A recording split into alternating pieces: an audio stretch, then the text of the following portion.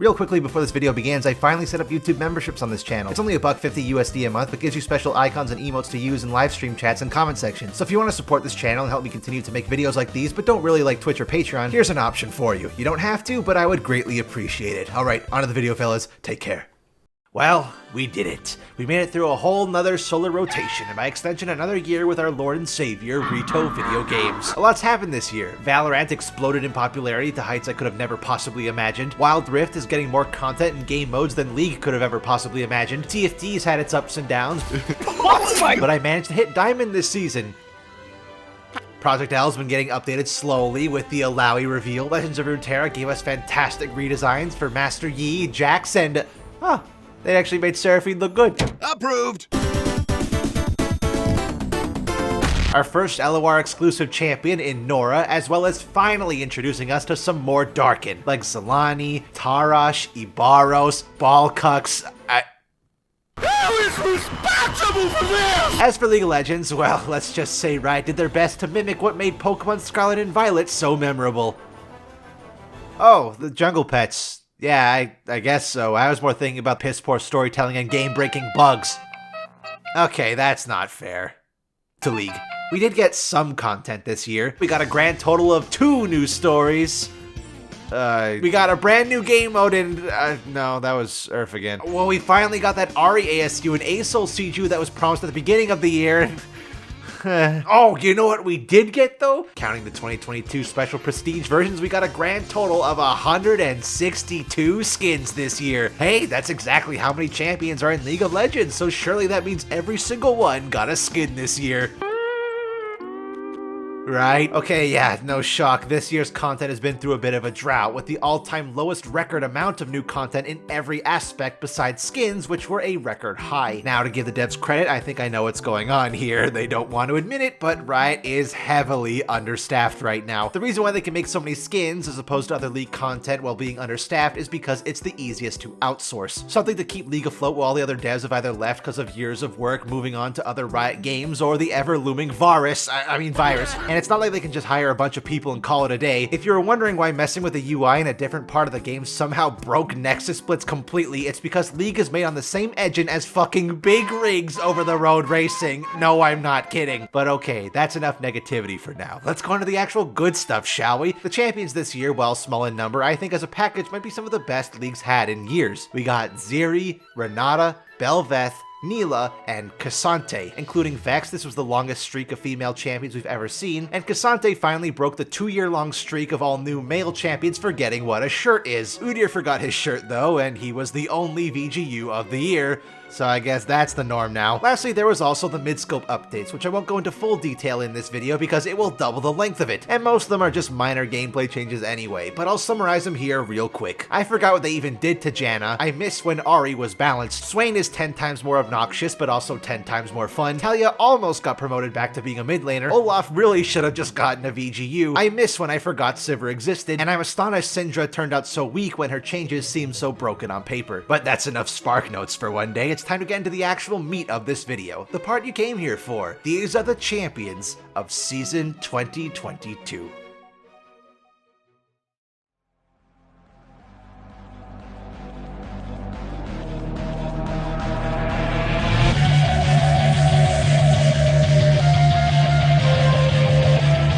Zeri. And before you say it, I didn't use Zeri's actual theme here because it gets fucking copyright struck for whatever reason. Released January 20th, 2022. Damage type AD. Role 80 carry. Balance nightmare. Neon at home. This is the most obnoxious thing I've ever experienced in my life. Dude, I love playing ADC. I love it so much. I love it so much. It's so much fun. Barrels of fun. So much fun. I want to fucking kill myself. It's honestly impressive that a single character can be this problematic within such a short time span. For context, here are all the changes that have happened to Vex through her entire existence. A champion, mind you, released nearly 4 months before Zeri. Most of them pretty minor and a lot of them bug fixes. Here's the amount of changes Zeri has had since her release. This. Dear God. There's more. No. There's more. No. There's more. No. There's more. What? More. Stop. More. Stop. More. More.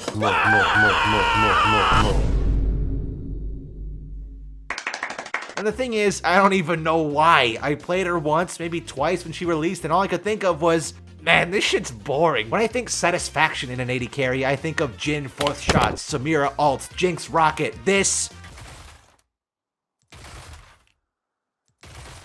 is so unsatisfying. But apparently she was good. So good she was nerfed, buffed, hotfix buffed over and over and over again until she eventually gave Ryze a run for his money as the biggest balancing nightmare of all time. Good luck, Wild Rift team, you got your work cut out for you. I'm not really a huge fan of her design either, but that could be mostly because of Neon's existence. In my opinion, Neon is everything Zeri should have been. A more cohesive design, better storytelling, better character development, better voice acting, which is weird because they're both voiced by the same person. And the weirdest thing to me is that their duo release meant absolutely nothing. Are they alternate universe versions of themselves? I mean, I guess so. One of them has the minus symbol on their face while the other has the plus. They're both speedy, electrically charged heroes trying to keep their powers in check, but why does that matter? What service does both of these characters being so similar even provide? Certainly nothing narratively. League and Valorant are probably never going to truly cross over besides skins, so all that we're left with is marketing. I don't want to believe this whole ordeal's only purpose was persuading League players to try Valorant and vice versa, but like, right, you're not leaving me much to interpret here. If you want a better deep dive into this dilemma, I recommend checking out TV Skyen's video on the matter, as it's not only much more informative, but may feature a certain someone you may know. But all in all, yeah, I'm not a huge fan of what Zeri brought to the table. The only thing of real value I see is that she provided some much needed Filipino representation. I just wish that representation was a character I enjoyed a lot more. But lucky me, there would be a champion I did enjoy a lot more. The champion Riot released only a month later.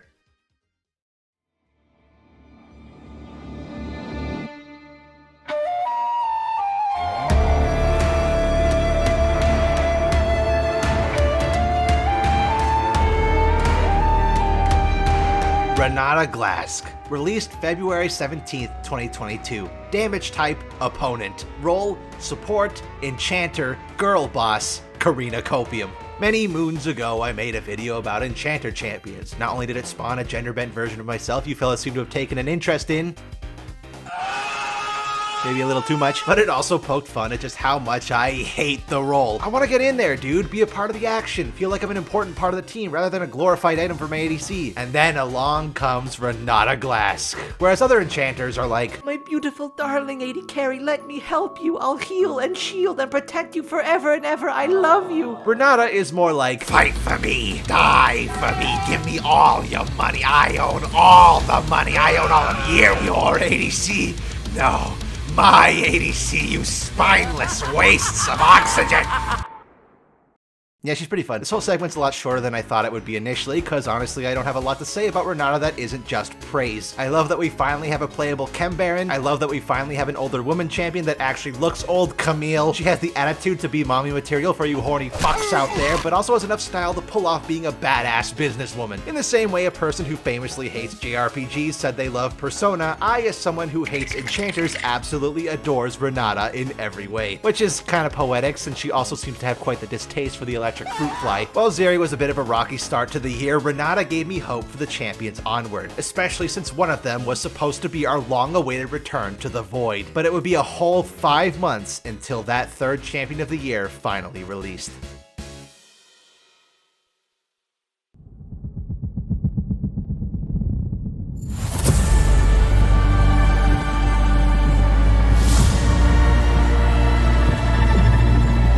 Bel'Veth. Released June 8th, 2022. Damage type, AD. Role, jungler, bruiser, stingray.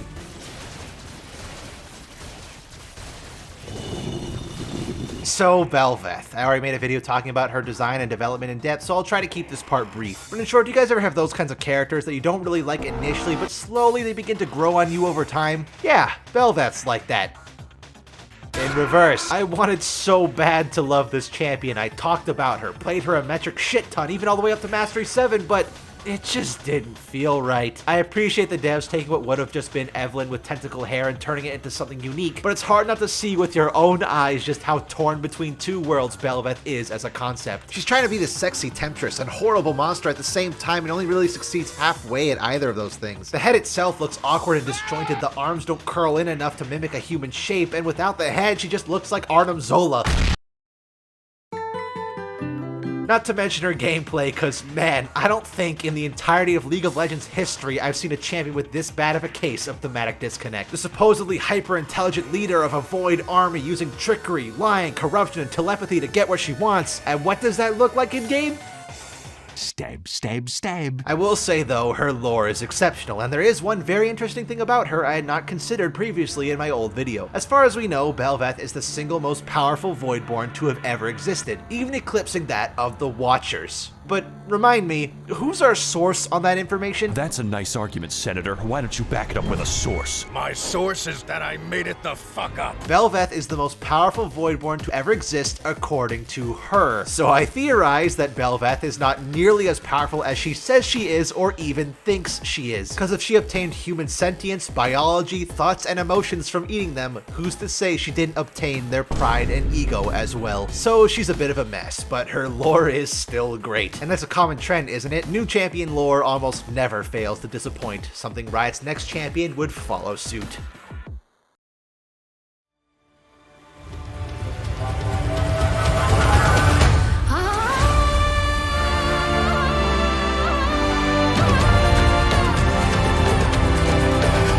Nilah, released July 13th, 2022. Damage type AD. Role 80 carry, assassin, Samira 1.5. If I were to look up the definition of the expression being thrown under the bus, I would probably find a picture of Roadkill Nilah plastered there because this champion got done so dirty. Bel'Veth at least had a whole 2 weeks of sunshine before being trampled by Star Guardians, but poor Nilah released at the exact same time, completely overshadowed by the avalanche of skins that came with that event. And it's a shame too, because she has such amazing potential to be something truly special. A warrior from a distant land, bound to a demon that robbed her of all emotion besides joy. Now powered up, she seeks to prove her mettle as a true hero, saving people and beating baddies wherever she goes. And what better place to do that than the sea monster-infested, pirate-ridden wastes of Bilgewater. I love her lore, I love her personality, and her voice lines are a joy to listen to. But gameplay-wise is where she falters for me. With a water whip and demon at her disposal, all she ends up being is just Samira, but wet. You're all a bunch of sick fucks, you know that? A frontline 80 carry with a damaging skill shot for a Q that can crit, a W that blocks enemy attacks, an E that point and click dashes to a target, and an ult that's a giant burst of AoE damage in a circle. Nilah really only has 2 key differences in her gameplay loop compared to Samira. One is that for some godforsaken reason they decided to give her Mordekaiser passive. No, not that Mordekaiser, this Mordekaiser.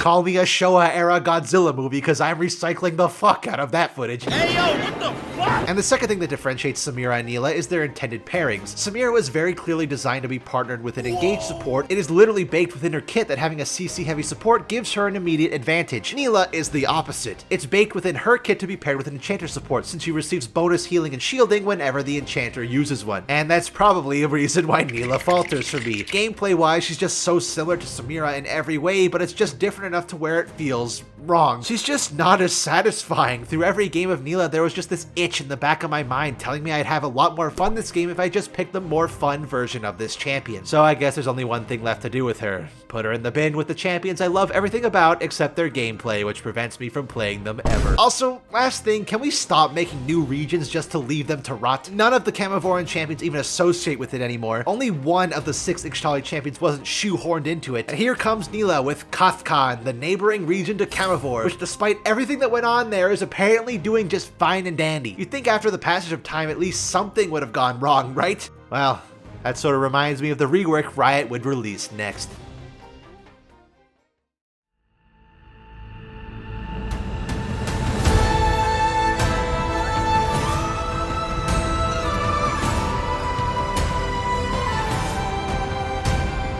Udyr. Reworked August 24th, 2022. Fucking nailed that prediction. Damage type, pick ya poison. Role, jungler, top laner, Animal Planet. Man, bear, pig.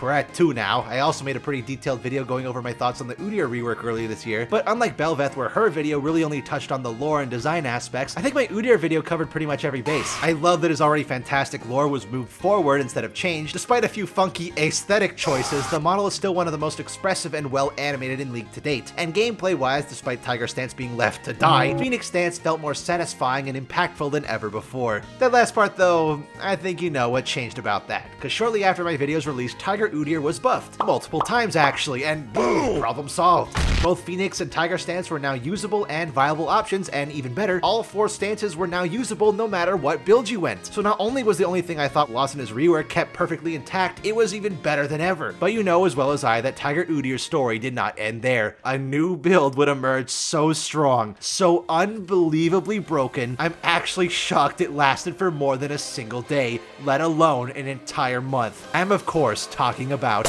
Jesus Christ, Hyper, what are you doing? This is supposed to be my video. Don't worry, Nikki. I'll take it from here.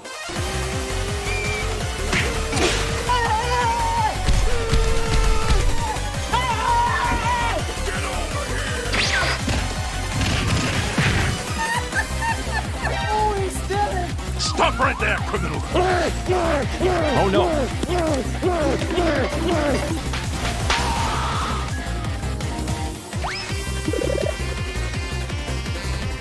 This mustn't register on an emotional level.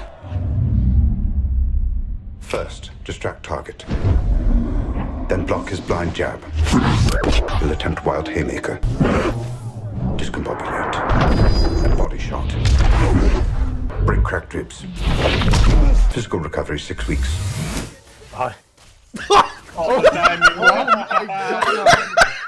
I've played League for a long-ass time. I've seen Perma Sunfire Evelynn, Ardent Meta, PvE Tower Defense, 6 Black Cleavers, Yuumi, in general, but nothing comes even close to the monstrosity of this build. 80 carries? Dead. Mages? Dead. Tanks? Dead. Baron? This is for charging me $30 just to use you in TFT, you stupid fucking purple earthworm. Counterplay? What counterplay? All I see is the exhilarating gameplay of dying to 2 auto attacks. 1 if you're lucky. It's insane to me that this somehow happened. That it was even allowed for as long as it was. It cannot and should not have ever existed. But I'm sorry, Lethality Udyr was unironically, and I mean this with full sincerity, the most fun I've ever had in League of Legends. They have no idea. They have literally no clue at all. You can't do it. You can't do this. You can't do this to Jin. Johnny, run, Johnny! Run, Johnny! That was just the E! It makes sense. Why does it even do so much? Well, it had to go because it was super unhealthy for the game. I can't deny just how much fun I had running around a world made of cardboard. If you want to see just how much fun I had, I recommend watching the full video of that little clip I used earlier on Hypersugar's channel, as it's a certified banger video. So yeah, the Udyr rework, pretty fucking good. It makes me even more sad that reworks have slowed down as much as they have. I need to find the clip somewhere, but I recall predicting Skarner's rework would release around October of 2023, and that time frame seems to be the most likely scenario now. Which is a shame, of course. Reworks have been on an absolute roll lately. All I can do is hope that that massive budget Riot keeps talking about League having in 2023 will contribute to that cause. But before I send Udyr off and head to the final champion release of the year, let me key you fellas in on a neat piece of Udyr trivia. Did you know Udyr's Q grants him bonus attack range? You do now, you fucking bitch.